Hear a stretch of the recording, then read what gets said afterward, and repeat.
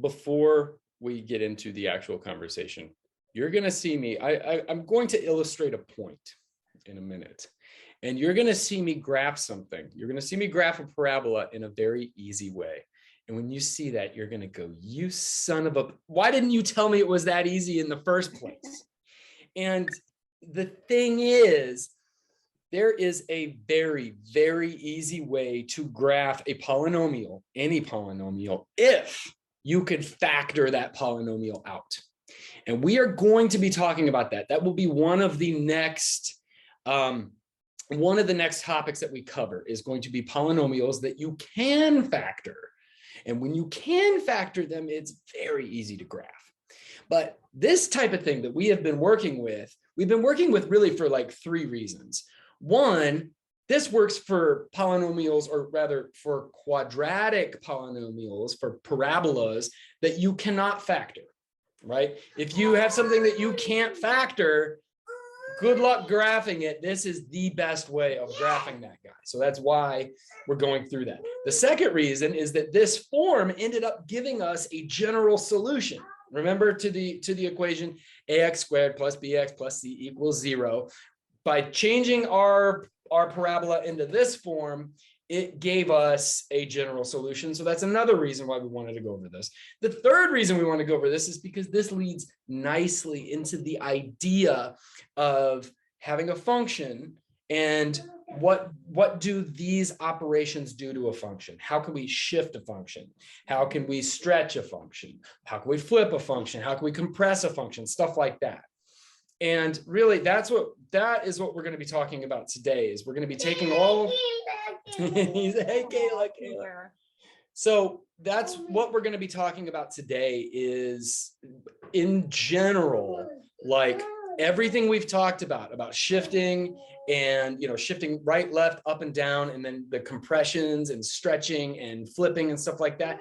That will be true for any function, not just polynomials. But we use polynomials when we first start talking about this stuff because they're really easy to deal with.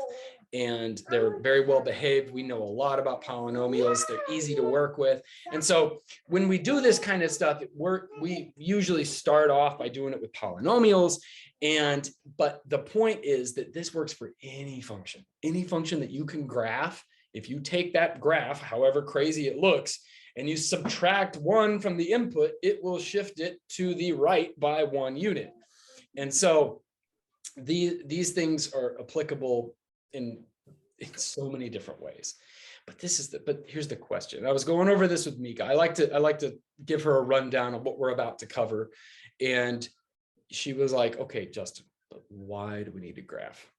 Why is graphing important at all? You need to talk about that. Now, she knows the answer to this because she's a seismologist, and like half of what she does is, well, I need to see this. And she graphs it and goes, aha, okay, this is that.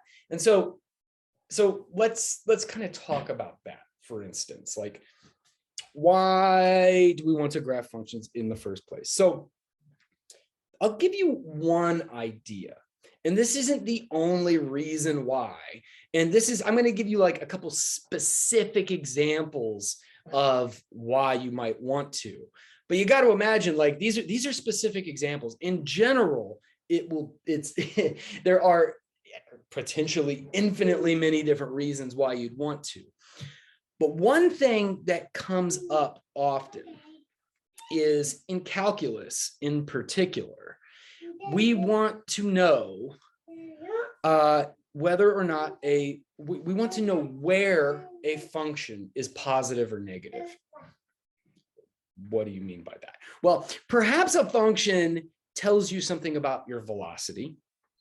And if it's positive, then that means you're going forward or up. We can imagine like a rocket, right?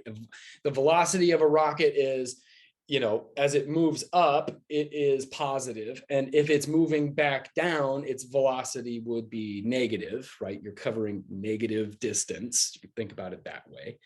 Perhaps your function f is the rate of change of, let's say, the money in your bank account. And if it's positive, that means you have a net flow into your bank account. And so that is you're accruing more money. If the function is negative, then that means you have a flow out of your bank account, or you say you are losing money.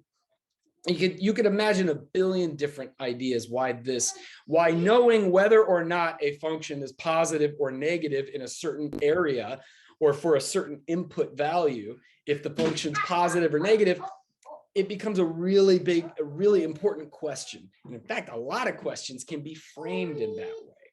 So here's an idea. Let's say you have a function. Now, what I'm going to do so I've been a calculus tutor forever, and about 50% of calculus problems are something like this.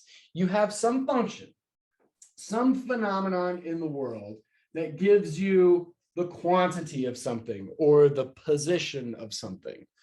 And you want to know, when is that decreasing or increasing? Like, for instance, let's say this function, like we just said, the examples were if this represents the amount of money in my bank account. If it's increasing, then I'm getting more money. If it's decreasing, then I'm losing money. Or perhaps it's the position of my rocket. If it's increasing, if it's going up, then the rocket's going up. If it's decreasing, the rocket's going down. And a question will come in like this. It'll be like, for what, given f of x, for what values is f decreasing?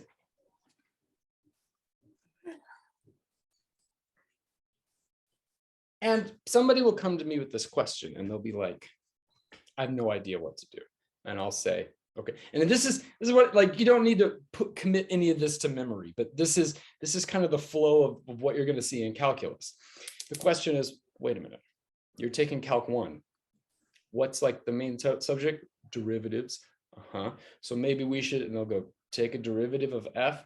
Yes. And what this does, there's a way of, you take your original function that gives you whatever it is, the amount of money in your bank account, the position of your rocket, you do something to it and it gives you a new function, which is the rate of change.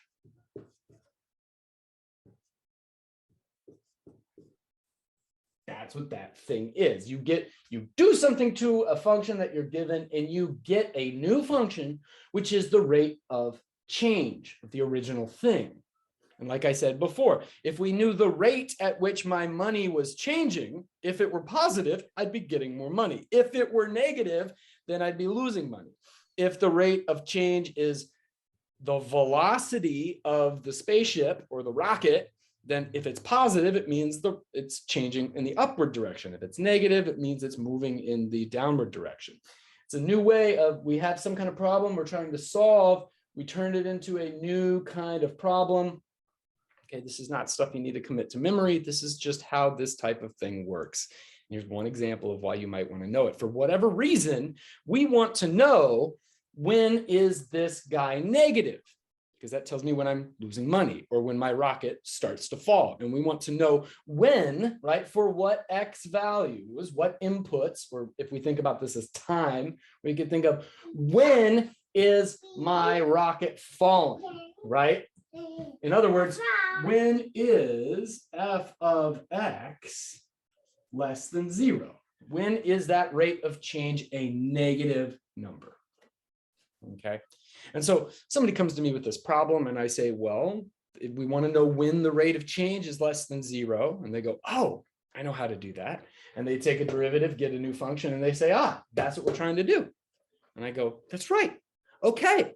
Now, what do you do? And they're like, I'm not sure. That's where I'm stuck. I figured all this out, but I don't really know what to do. And I'll go, okay, check this out.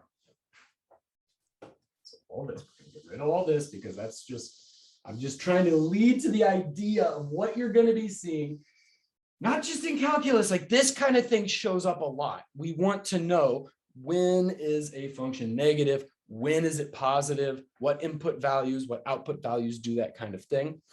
They do some magic with their original function, and they find that their function, the rate of change, is given by something like this.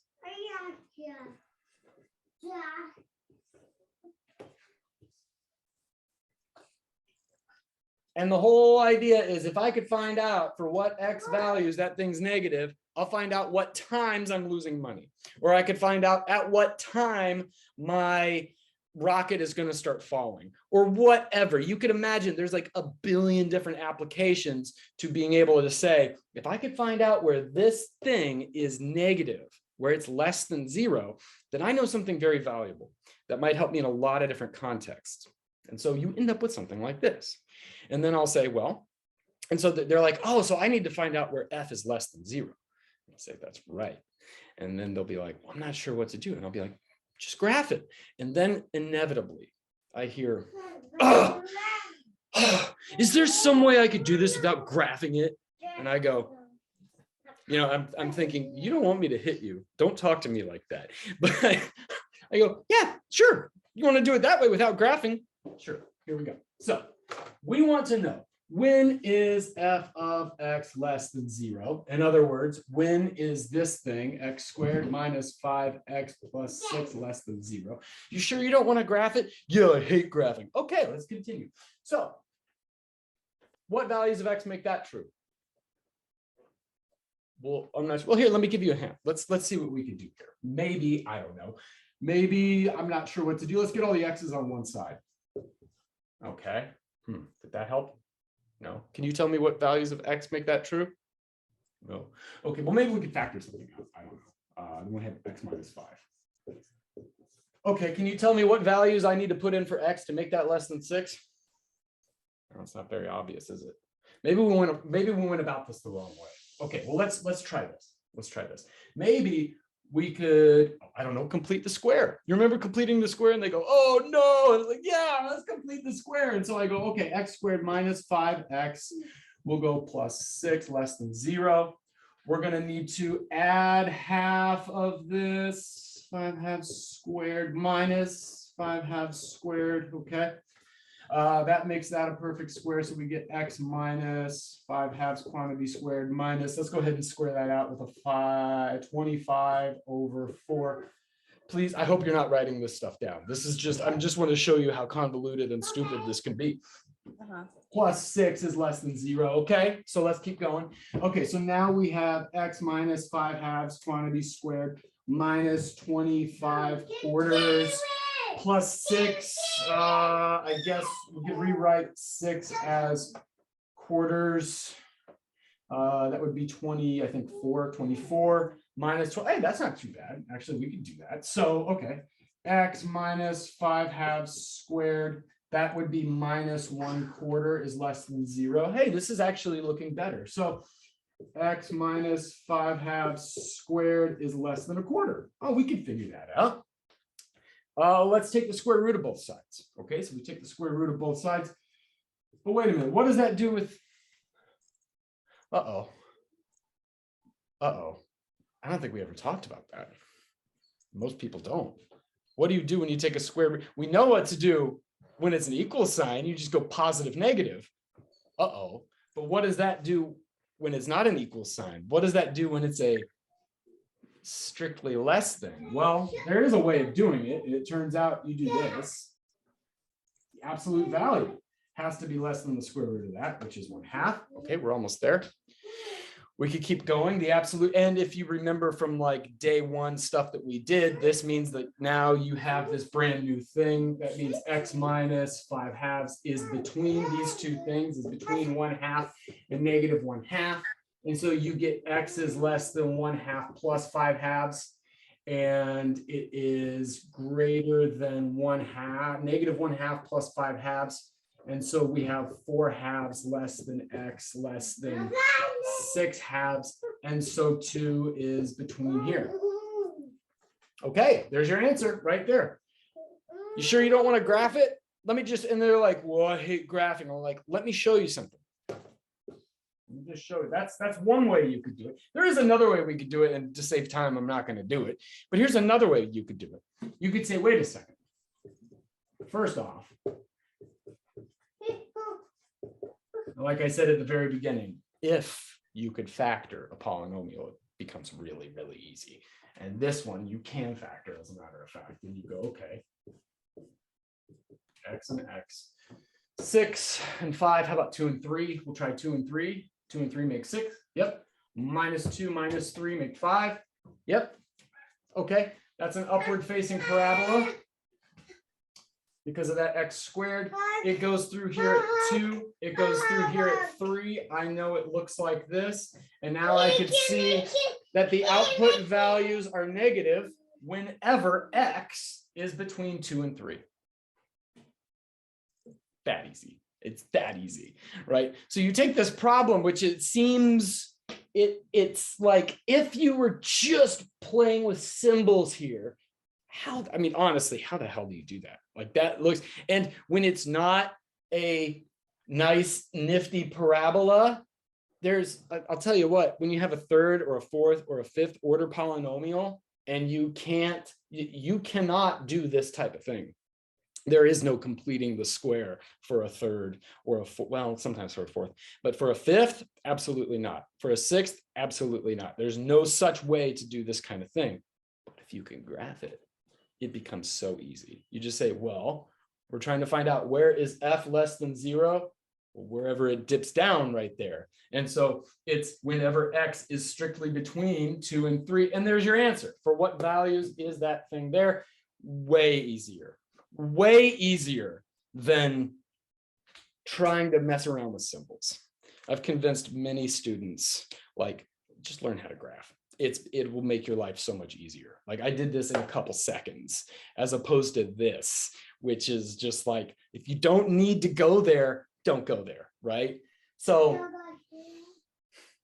just wanted to say that, right? And I probably should have started off our conversation about graphing with this example. Like this is one reason why you might want to, like being able to just look at the graph of something, being able to draw a thumbnail sketch can answer a lot of questions for you. And sometimes it comes down to, we want to know when a function is less than 0 or something like that. Sometimes you want to know, other types of things, like you have some kind of function and you want to know, is this thing ever equal? Is there ever a time where f of x is equal to -3? And you go, well, you could make f of x equal to 3 and then go through and solve all different kinds of stuff. Or you could graph it real quick and go, well, wait, -3 is way down here. There's never a place where the output of this thing is -3. We could go on and on all day about the benefits of graphing, but this is just one of many different ways where it will take something that could be a real huge pain and turn it into the most trivial answer you could see. Like, look, it's down there. That's where it is, So does that make some sense? Does that help motivate why we might want to learn how to graph things? Mm-hmm.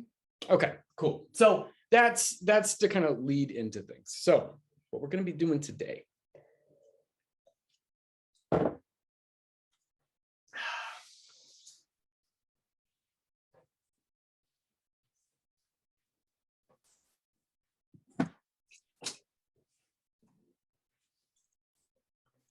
So I said at the beginning that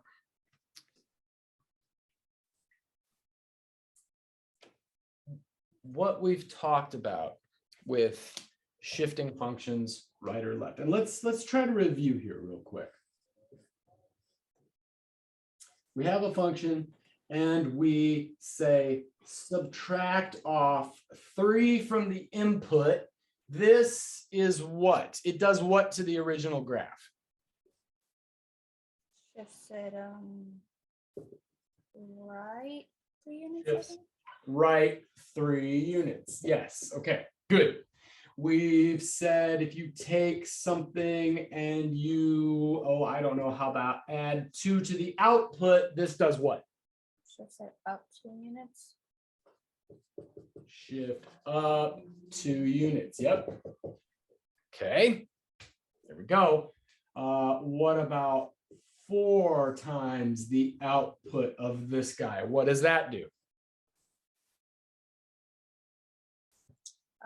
It stretches it vertically by 4. Stretch in the vertical direction by a factor of 4. There we go. Okay, what about this? How about -1/2 times the output does what? Compresses it vertically by 1/2 and then reflects it across the x-axis. Compresses it this way and reflects about x. So it reflects it in that direction right there. Up and down, right? Okay, cool. Good, great, excellent. I'm glad you retained all that. That's great. Now, these are the only things we needed to know in order to deal with this guy right here.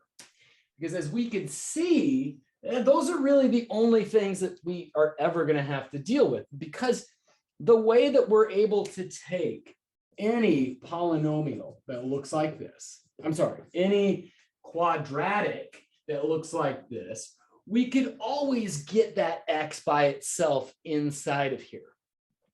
And so we only needed to talk about what happens when you add or subtract inputs.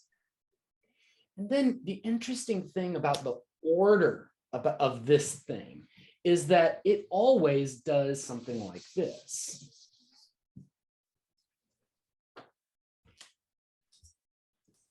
You have, this is always a transformation of your original function. The original function is always just plain old x squared.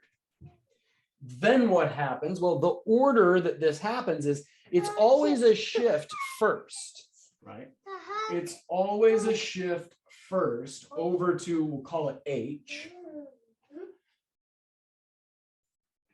Okay, so it does this, the x minus h squared. And then the order is always that we multiply by a, which may stretch or compress or flip. It could do any of those, right? And so we'll go ahead and say that a is a negative number. So it flips it down. And we'll say it's a compression, right? So like what we had, if we had -1/2 f of x, you told me that that would compress it in the vertical direction and it would flip it. So I'm going to imagine I compress this guy so he flattens out a little bit and it flips over. So we're still at h. And it's compressed and flipped over like that. Okay. The final thing that always happens is a plus or a minus something. We'll say that k is a positive number, so that the final, this right here will be a x minus h squared. That's what we're graphing. The final thing that happens is that the k brings it up k units, and we always end up at k went up by k units. We're still here at h, and that thing did this kind of thing. And if we only cared about parabolas, we'd be done. And as far as parabolas are concerned, we are done. This is complete. We could draw any parabola that we want by doing this, right? By doing this combination of things. And there's not a parabola that'll get by us, because we know that every single one of these guys can be written in this form right here. We've done that 1,000 times now. And we know how to deal with each one of these. There's no surprises. We've completely covered all parabolas. The problem is we don't care about parabolas, really. Like, they're great to work with and it's a great place to start, but we care about functions in general. And there's one thing that we didn't need to talk about with parabolas. There's two things that we didn't need to talk about with parabolas. That's what happens when x is multiplied by something. Remember, we added and subtracted from the input. We added and subtracted from the output. We multiplied the output by something. We never multiplied the input by anything.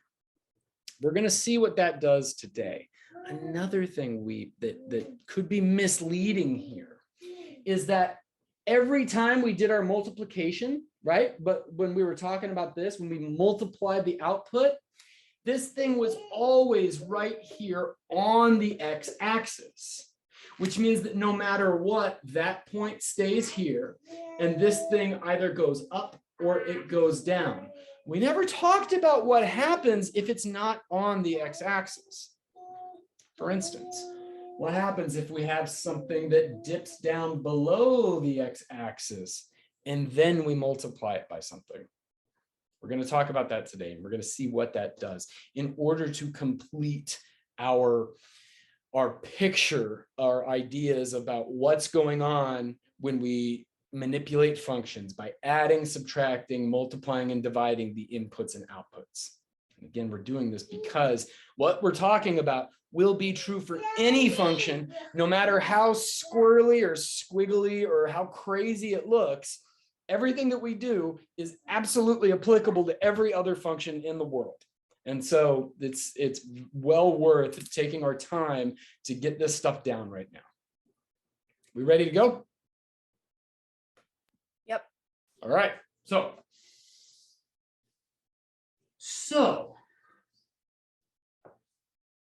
first off, let's suppose, and we're going to get rid of this guy. Let's suppose we have a function, and we're going to work with parabolas. Because parabolas are so easy to deal with, they're so intuitive. Like at this point, we know everything about them. And it's just that they're real easy to work with. And so we're going to continue to use parabolas, but you have to remember that this is what we're about to do is going to be true for any function in the world. The same things are going to apply. So we're going to use this function. F of x is equal to x squared minus 1. Now, we could think about this in the same way that we did. It doesn't shift right or left. This is just the function x squared. It didn't get shifted right or left. It didn't get stretched or compressed. It just got dropped down by 1 unit, right? We could still think about it that way. So if we wanted, we could do that in order to graph it. That will take our vertex, which was at 0, 0, and drop it down 1 unit here to minus 1.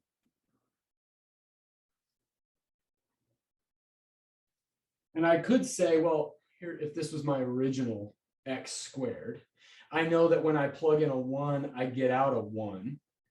When I plug in a negative 1, I get out a 1. And so if this whole thing got dropped down by 1, then those things that were up at a height of 1 then came down to here. And so these must be here at positive 1 and negative 1.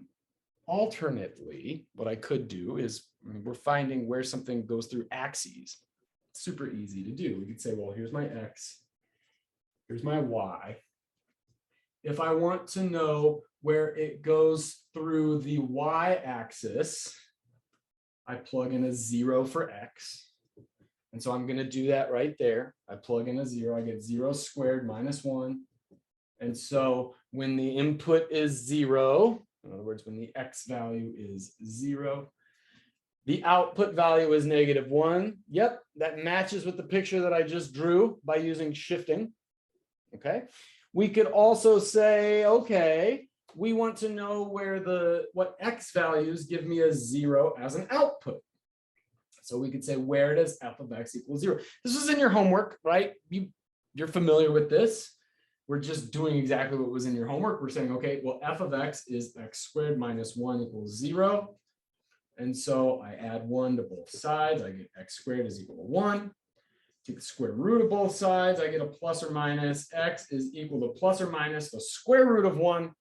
Square root of 1 happens to be a 1. And so we get x is equal to positive 1 and x is equal to negative 1. Okay, we're good to go. It works whether you shifted it or whether you did it the long and hard way. This is what that guy looks like. Yeah. Now, remember, I'm I'm using this not because we're talking about what to do with parabolas. What we want to do is get a general feel for what happens when we do something to functions that dip down below that x-axis. That's the first thing we're going to do. And so let's see what happens when we take our f of x and we multiply it by 2. Now, don't look over here. Earlier, you told me that multiplying the output of a function does what to the function? Compresses it. Oh, wait.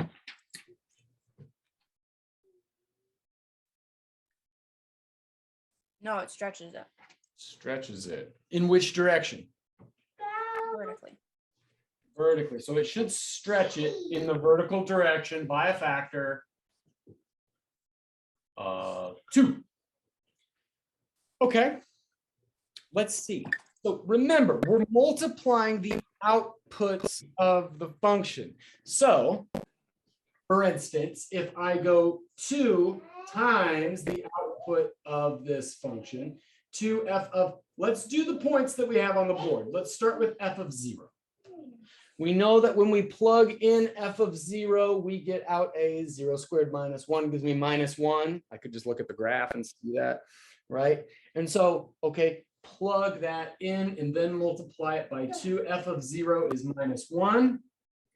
Taking 2 times that number gives me a minus 2. And so it does stretch it, right? It stretches it downward, right? So what I'm saying is, earlier when we were doing this, our function always ended up touching right there. And when we stretched it, we don't want to think, oh, it stretches it up. That's why I call this a vertical stretch, right? It stretches it out in the vertical direction. So then 2f of x, and I hope this works. What we're going to do is say, we are going to plot. Can you see that? Yes, good. G of x is equal to 2 times f of x. This should be a vertical stretch. And what we just saw is when you plug in a 0, you get out a negative 1, and then you multiply it by 2, and it becomes a negative 2. So then this thing got stretched down here to minus 2. Okay. What happens when I plug in a, let's plug in one of the zeros. What's f of 1? What's my output when I plug in a 1 to that original function?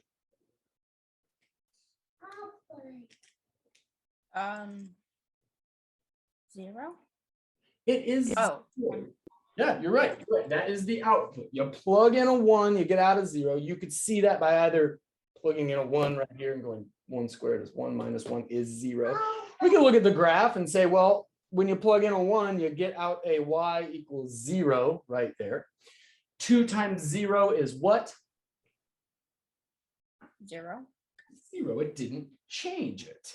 In other words, I plugged in, now I'm trying to graph the red function, which we're calling g.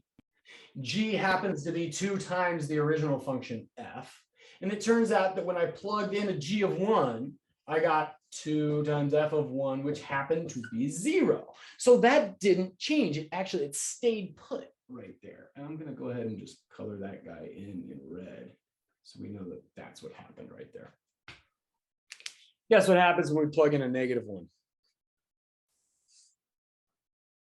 Same thing. Same thing, right? And you can see that, like, okay, you're taking the output. What's the output? Well, it happens to be 0.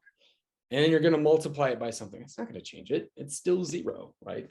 Anything times 0 is 0. So it just stays put, all right? And one thing we did do and meant to do earlier is look at another point here. Let's call this right here. So I'm going to plug in a 2 into f. What is my output when I plug in a 2 to my original f?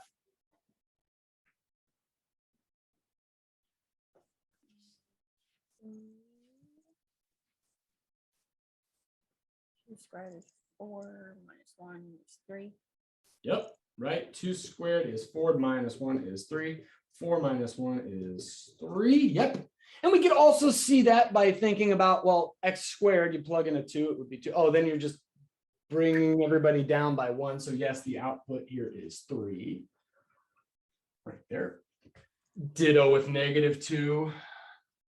We don't really need to use our brains for this. We know what a parabola looks like.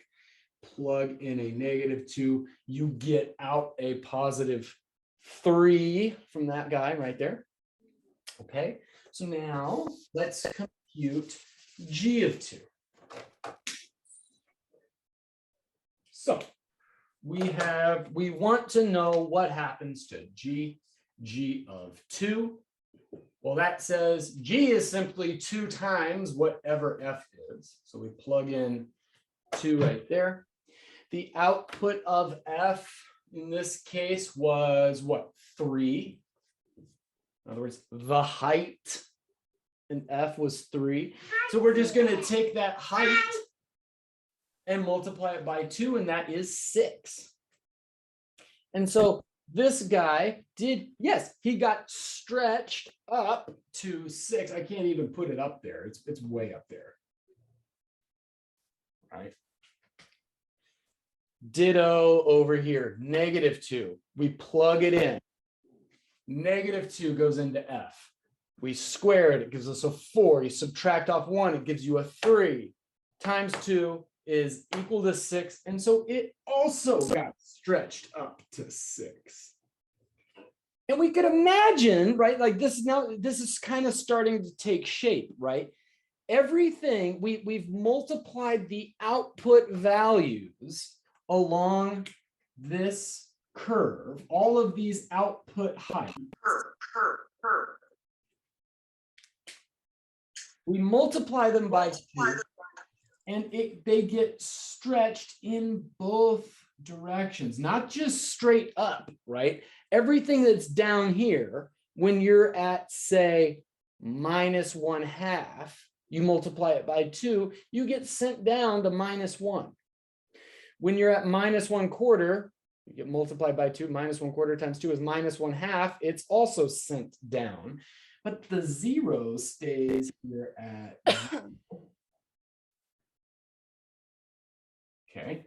On the other hand, when you're bigger, instead of being sent down, you get sent up, right? If you're up here at 3, you get sent way up to 6. If you were up here at, say, 1, if 1 was my output of this guy, I would then multiply 1 by 2, and it would get sent up to 2 right here. If my output were 1/2, if my height were 1/2, and then I multiplied it by 2, it would get sent up to 1. It's still a string, right? And we could see this thing shoots up faster right there. This thing shoots up like that. And so it's still a stretch, right? But the geometry is a little bit different than when this thing is sitting on the x-axis. When your parabola is sitting there on the x-axis, you could get a little complacent and go, oh, I know what a stretch looks like. Yeah, that doesn't move, and it moves up like that. And so you might get complacent and think, aha, so when it's like that, if I were to multiply this black function by 2, it's going to do something similar. It's going to come up like this, and it's still going to keep its vertex right there. No, it doesn't. That vertex gets stretched down, right? And so what I mean by vertical stretch is that we're stretching away from the x-axis. The only things that don't move in this case are these points that go through the x-axis. Why? Well, because the output is 0. I don't care what number you multiply it by. It could be a stretch, it could be a compression, it could be a flip. It doesn't matter. If the output is 0, You multiply anything by it, it's going to stay at 0. So these points are going to be fixed when we go and multiply it by something. Now, just to be complete here, let's look at what happens when we take the output of this bad boy. Well, I'm not going to go too far into this. Can I erase this stuff over here with the G's and the F's? Yeah. Okay. We could just kind of reason by analogy and say, well, if my function that I cared about, G, was, it says take your outputs f of x and then multiply them by 1/2. We say, well, that's just, again, just a compression. It should bring everything in. And before we were thinking, oh, it kind of squashes it down. Yeah, but it's going to compress it in both directions. We can imagine this, right? It's like when you plug in a 0 to your original function, f of x says -1, then you multiply it by 1/2. So it has the effect of shrinking it by a factor of 2. There's your 1/2. I'm sorry, -1/2. -1/2 right there. These other guys, right, they're also going to get halved. Their outputs are also going to be halved like this.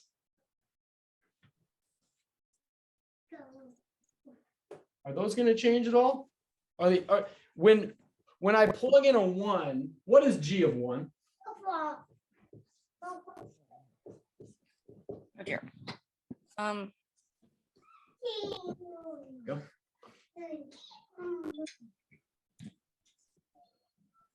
Zero. It has to be, right? Because when you plug in a 1 into the original function, you get out a 0.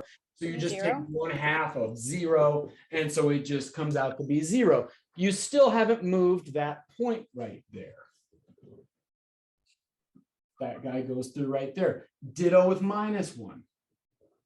You haven't moved that guy right there.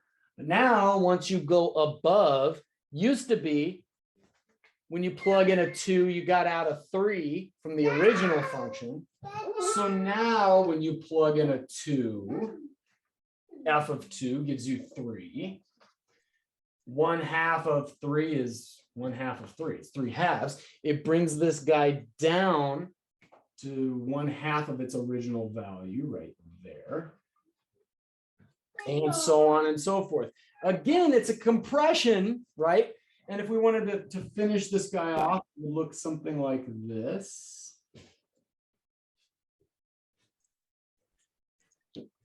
It gets compressed, but remember, it's getting compressed in both directions towards the x-axis right there. So does this make sense? Yeah. Okay.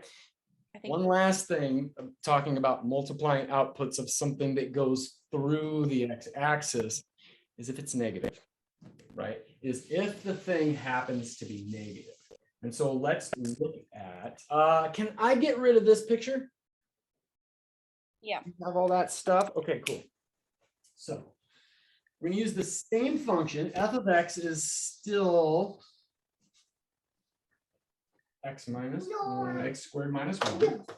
And so our original picture still holds. We go through here at -1. It goes through at +1 and at -1. Now what we want to look at is we want to graph a new function, g of x. And we get g of x by taking negative f of x, which is a fancy way of saying we're going to take -1 and multiply it by the output of whatever f of x is. And so what is g of 0?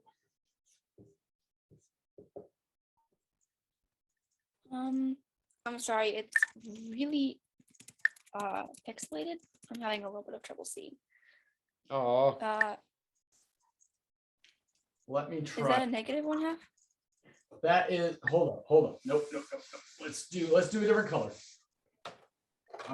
Let's see if green works. Can you see this guy? Ugh, my Wi-Fi is being really bad, and you're really like glitching out. Oh man. Hold on. Okay.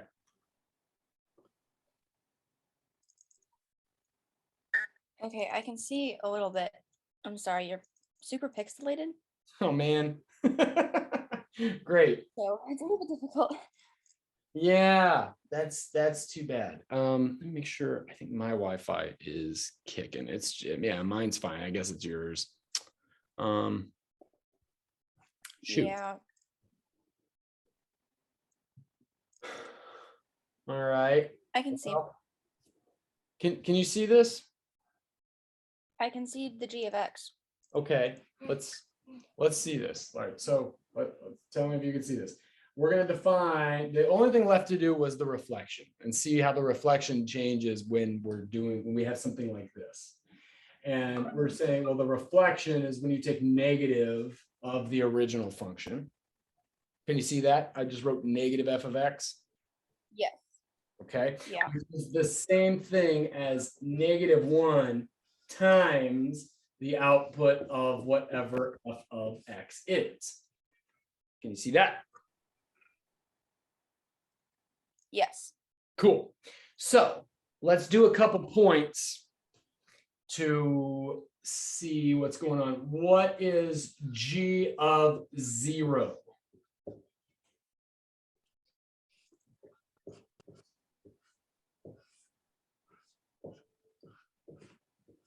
Is it 1? It is 1. And the way we got that was we said, well, g, by the way this is defined, whatever I plug into g, I just plug into f. So I plug in a 0 into f, and I see, okay, when I plug a 0 into f, I get out a -1. And so it's -1.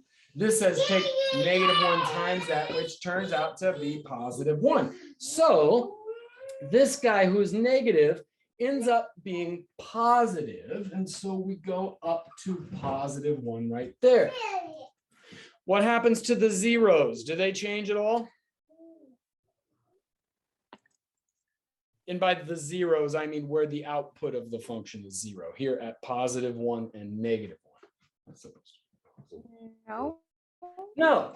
And we could just to be really sure about this, I'm going to plug one of them in, and let's see. G of 1 equals -1 times whatever I get out when I plug in a 1 into f. I take 1 and plug it into f. 1 squared is 1 minus 1 is 0. I could just look at the graph and see that, plug in a 1, you get out a 0. Cool. -1 times 0 is still 0. That guy has not moved. That stays in place right there.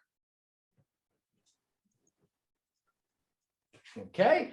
And you could imagine, okay, well then all of these points, right? We just said take negative of that. If it's, say, here at -1/2, it would just be -1/2, or it would go up here to +1/2. And so all of these guys just, again, get reflected over the x-axis, or about the x-axis. And it's exactly a mirror image of what we saw, because I didn't stretch it or anything like that. I just took -1 and flipped it.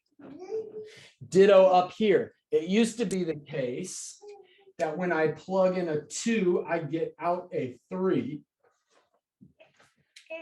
And so now with this new function, I plug in a 2 and I go, okay, 2 goes into f, out comes a 3. Oh, then I make it negative. And so instead of being up here at +3, it just comes down here to -3. And ditto with all of these other points. This one becomes negative that. This one becomes negative that. And we could connect all of these together like this. And so this is not really new. It's just that we didn't have before, we didn't have an example of a function that actually dipped down below the x-axis. And so what we don't want to do, right, and what I'm trying to, is if we're just reasoning by analogy, what we did before is we said, well, my function looks like this. And so if I had that function and then multiplied it by -1, well, yeah, it flips down like that. Okay, good. I know what to do. And so you might falsely generalize and say, aha, therefore, by analogy, when this guy gets multiplied by -1, it drops down too and looks like this. And you would be wrong because it's a reflection about the x-axis. And so what we'd have to have is, well, all of these points that are negative become positive. So what comes down pops back up like that. The points that are positive then become negative, so they drop down like that. Does that make sense?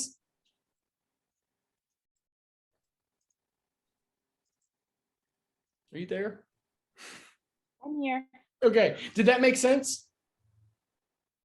Yes. Okay, so that's why we're talking about this, and there's nothing new here. It's just we didn't really explicitly say that, you know, there's a big difference here, you know, that this thing doesn't just drop down. It actually, the entire thing gets reflected over the x-axis. Now we've seen an example of something a bit more complicated than what we saw before. The last thing to talk about.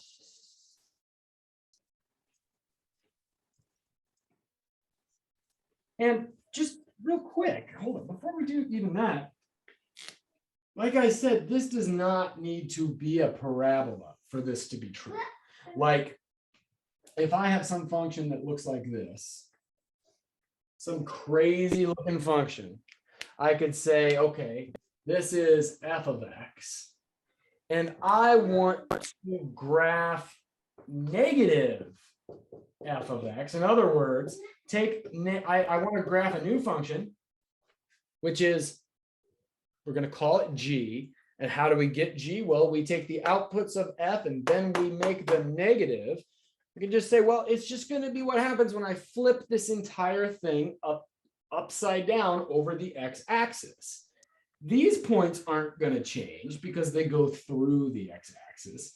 But then everything else is going to just be a mirror reflection. So I could do this qualitatively by saying, well, this guy dips down right here. So he's got to dip up right here. This guy goes up right here. So he's got to dip down right here. This guy dips down right here. So when I reflect him, he's got to go up like that. This guy comes up until there, and so he's going to look like that. Then he dips back down a little and then does that, and there you go. That's the idea. Doesn't matter if this is a polynomial, if it's something really exotic or crazy. If you have a function, I don't care what the formula is, and you do this to it, visually, that's what you're doing by multiplying the outputs by -1. You flip everything over. Is that clear? Yeah. Just really drive the point home. Suppose this is the number 3 right here. And this, what f of x says is, when you plug in a 3, you get out whatever it is. Let's call it a 5. That is, when you plug in a 3 into f, the output is +5. Well, this says that you take, in order to plug in a 3, g of 3 says take negative of whatever the output of f of 3 was. The output of f of 3 was a +5. Okay, so it says take negative +5. Negative +5 is -5. And so it drops it down. And of course, I didn't do this very well, but it just drops it down here to the negative of whatever it was. Ditto it for a negative number, you just make it positive, and so on and so forth. And that's why that thing flips around. That's also why the zeros don't move. Okay, all right. Boy, I really wanted to get into multiplying inputs today, but I don't think we're going to get there unless we want to go way over time. And I know you don't. So any questions about this type of thing before we end for today? I don't think so. Okay, cool. Then what we're gonna do, I will change the homework for today. So I'm going to, homework part 1 will be corrections to previous homework.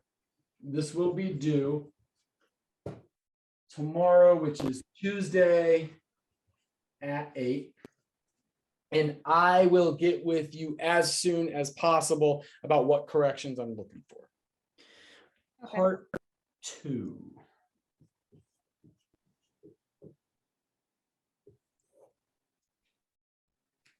Let's do this real quick. I will show you what I'm looking for. You're going to go to Desmos. So I'm going to go to Desmos.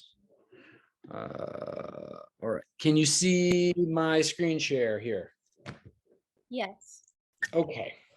So what I was going to do today was both what happens when you multiply an output and what happens when you multiply the input.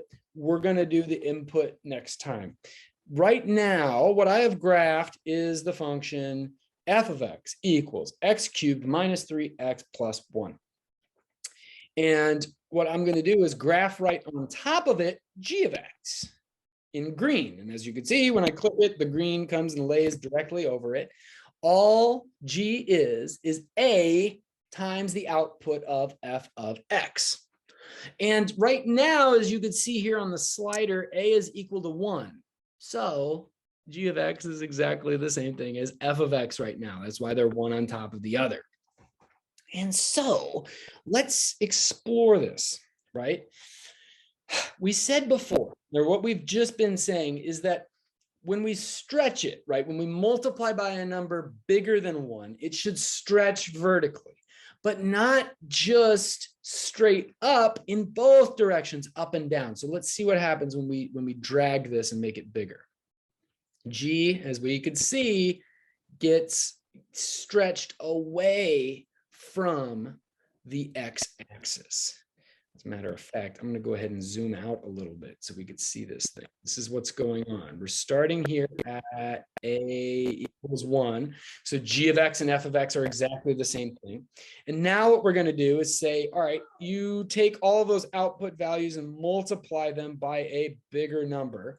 And what that does is it stretches it in both the up and the down directions. One thing to notice here is that those zeros did not change, right? Where it goes through the x-axis, I don't care how much or how little you stretch this guy, it is not moving. Why? Well, if the output is 0 and you multiply it by any number, would be at 4.7, 6, or 7, it doesn't matter. If the output is 0 and you multiply it by anything, it stays at 0.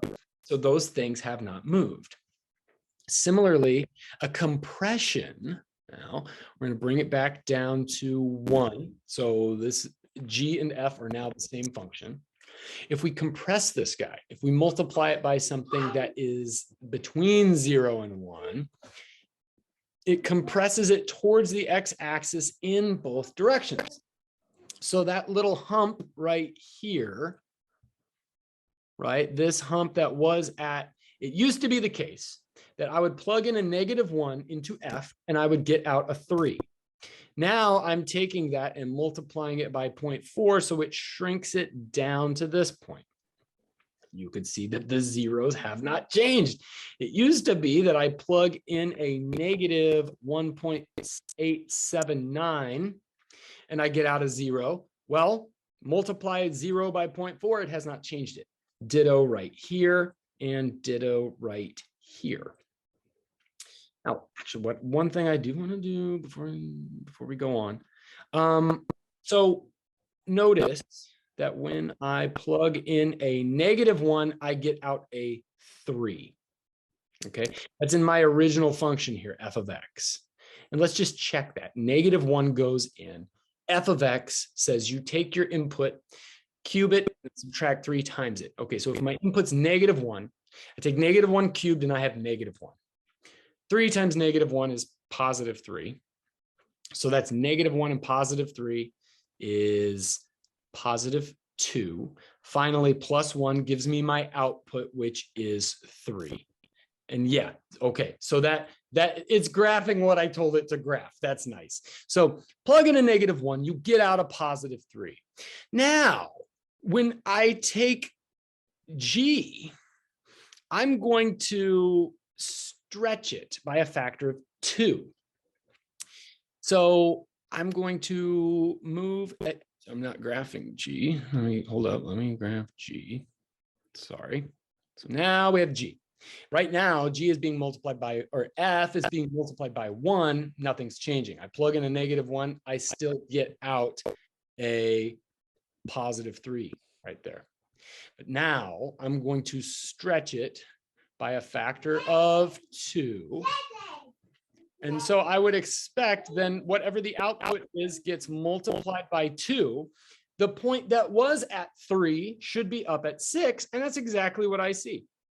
Plug in a -1. In the original F, you get out a 3.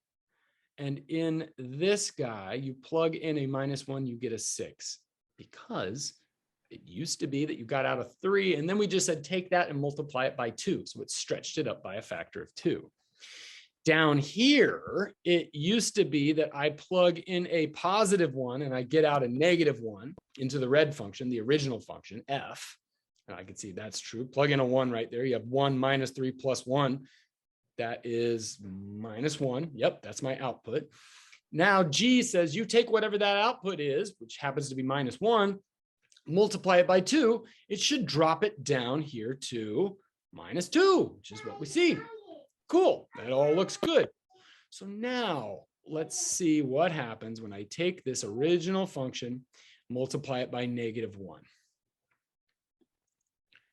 I imagine, like I said, it's going to just reflect this guy over the x-axis. So this point right here should not change. It should come down like this until we get to, it should be -3 right here, right? I'm just imagining a reflection. Since the original F went up to +3, this one's going to have to come down to -3. And so let's see if that works. When I drop him down to -1, yep, that's exactly what we're seeing. The zeros have not changed. They're still, multiply a height of 0 by anything, it just stays at 0. So those 3 points right there, there, and there have not moved. Used to be I plug in a -1 and I get out a +3. Now we said, well, you take that +3 and then you multiply it by -1. So he just drops down here to -3. That's what we expect. Used to be I plug in a +1 and I get out a -1. Now we said, just take that number, multiply it by -1, and it should jump up here to +1. And the same idea is gonna hold if I use numbers even less than -1. It's just gonna continue to stretch like that, right? And we could think about that in a few different ways. I mean, you could think, okay, if you want to do a down to -4, you could think about that as being the original function. Call this B right here. It'd be like taking your original function, stretching him up to +4, and then flipping all of those guys, which is what we have right there. Or you could think about it as a flip and then a stretch. Either way you want to think about it. This is starting to get a little squirrely right now and hard to see. But I really like dragging these things around because I feel like it gives me a well, a very tactile understanding of this stuff. And so that's what your homework's going to be. You're going to be playing with this kind of stuff, but with some pretty exotic functions. So did this help, seeing this kind of stuff? Yeah, I think so. Yeah, and I'm hoping that your homework is going to do that. Be this that it's going to also be like that with your homework. So part 2. I will make this more. In fact, I'm going to send this to you in PDF form, but you're going to be given 3 functions, and what you're going to do, basically like I just had it set up, you're going to write in f of x equals then the function that I give you, and they're going to be weird. You're not going to know what the heck they are. They're going to, one of them is going to be this bad boy right here, e to the negative x squared. And what, well, you'll see. In fact, let's just do it real quick. I know we're running way over time, but this is what you're going to do. I'm going to give you a function to, let me share screen. I'm going to give you a function to write. And so you are going to write f of x equals, and you're going to go e raised to the negative x squared, just like that. And What? have you ever heard of a bell curve? I've heard of it, yes. This is the bell curve. It's also called the normal distribution or the Gaussian distribution. It's huge in probability and statistics, and we'll probably talk about it later on this year briefly. But this is the function that describes a lot of probabilistic stuff. We don't have time to go into it, but we're going to see what happens when we stretch this guy vertically, right? If we multiply the output by a number bigger than 1, if we multiply the output by a number less than 1, if we multiply by a negative number, this is the kind of thing you're going to be doing. And I mean, I'll give you specific instructions, but it should just be fun. And what I want you to see is that it doesn't have to be a polynomial that we're working with. That these things that we're doing right here, when you multiply the output of a function by a number, that will have this effect no matter what. So it used to be the case. I plugged in a 0 and I got out a 1. I would expect that if I multiply the output by 2, it should stretch that guy up to 2. And hey, what do you know? That's what it did. Interesting. I would expect that if I multiplied the output by -1, then what was up here at +1 would drop down to -1. And is that what I'm going to see? Yep, that's what I see. And it's a reflection exactly across about the x-axis. Mm-hmm. So I'm going to give you some really funky functions, but the idea is to drive home the point that we're not just talking about polynomials here. We're not just talking about quadratics and stuff like that. Like anything that has a formula with an input and output relationship, if you multiply that output by a number, it's going to stretch it in the vertical direction or compress it in the vertical direction. It's going to flip it, etc., etc. So I hope you have fun with it. I will be getting with you shortly.